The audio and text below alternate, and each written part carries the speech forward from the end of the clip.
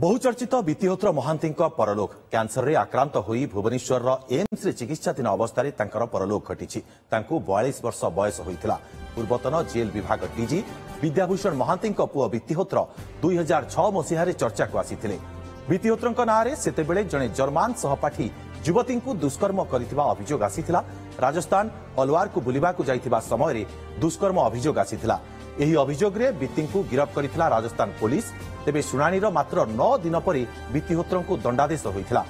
तांकू 7 वर्ष जेल एवं 10,000 टंका जरिमाना करथिले कोर्ट। परे मां को देह खराब दर्शाई पारोल रे आसीथिले वित्तिहोत्र आउ जेल न फेरी फेरार हो जाइथिले। पारोल अवधि शेष परे भी आउ जेल को फेरी नथिले। दीर्घ 7 वर्ष फेरार रहिबा परे 2013 मसीह केरल धरा पड़िथिले वित्तिहोत्र। निज ना राघव राजन को बदलाई एक बैंक रे चाकरी करुथिले। धरा पड़िबा परे पूर्व मामला सहित फेरार घटना रे जेल जाइथिले। पर कैंसर आक्रांत हेबारु आगुआ मुक्ति पाई आवेदन करथिले। 5 वर्ष जेल रे रही सारिथिबारु सुप्रीम कोर्ट रे मुक्ति पाई आवेदन करथिले। एबे स्वास्थ्य समस्या सत्वे सुप्रीम कोर्ट तांको मुक्ति आवेदन खारज करथिले। जामिन रे थिबा वित्तिहोत्र को आत्मसमर्पण पाई निर्देश होइथिला।